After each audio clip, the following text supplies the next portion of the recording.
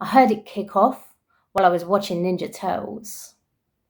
Last time I'd been downstairs, he was sat on the bog smoking a spliff. He takes ages in there, man. And he always leaves the door open. What's that about? Anyway, he'd been back for days, making the whole downstairs stink of the smoke, not the poo. It makes the air thick like fog, and it smells like a dirty armpit. It's called skunk because of the smell. So I was watching my cartoons in my bedroom, even though I'm not supposed to eat my Rice Krispies up there. I'd be finished before he got off the toilet anyway. Probably he just wanted a bath after his poo, but my sister was in there. She'd been in there ages. He started banging on the door and telling her to hurry the fuck up in there, and she said she's going to get out of the bath. But then she obviously wasn't hurrying up about it. She's so leery, especially since she started at that new school.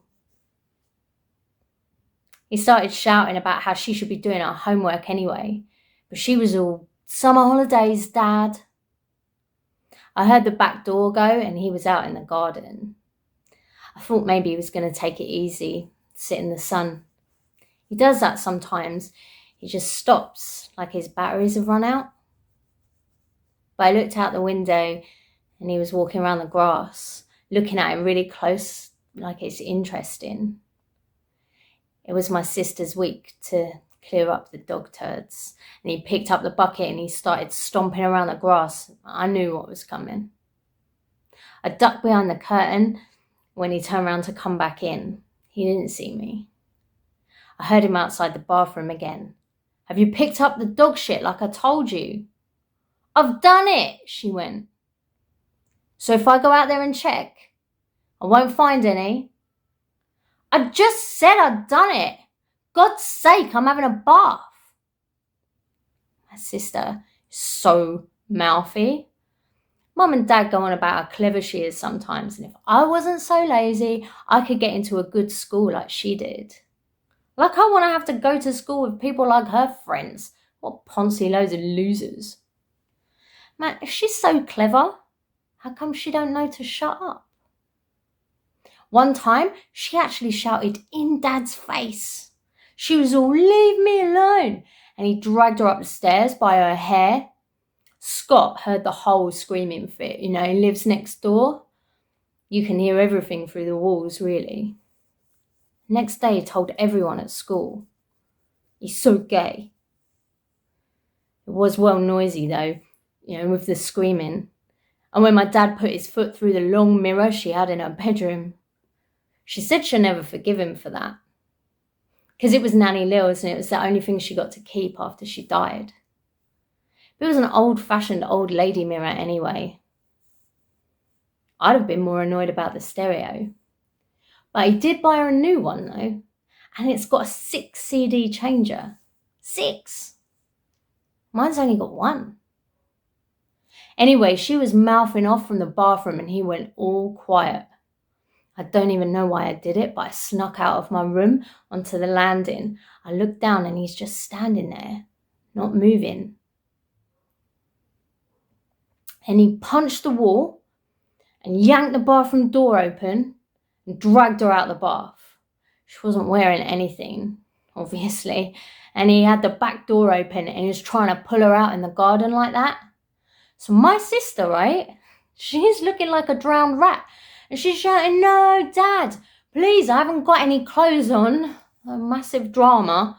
And she pulled away from him and started trying to grab things out of the washing basket. And she got hold of this padded shirt he wears when he gets work sometimes on the building sites. And they're wrestling, but she got the shirt on, but she didn't have time to do it up properly. You could see she's got hair down there. He slammed the back door behind them and then I couldn't really hear. So back in my room, the window was still open a bit. I sat right by it so I could hear the whole thing. I could see it too, but I stayed well low, just above the windowsill, but like under the flowery bit of the net curtains, so he wouldn't see me. I'm not an idiot. My dad's going, "If you picked up the dog shit, when I go round the garden, I won't find any dog shit, will I?"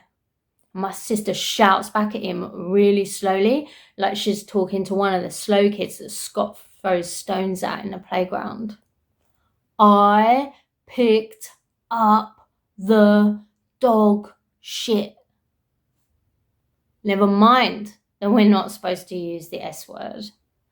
We do when he's not around. It's not like we're little kids, but we're not really allowed.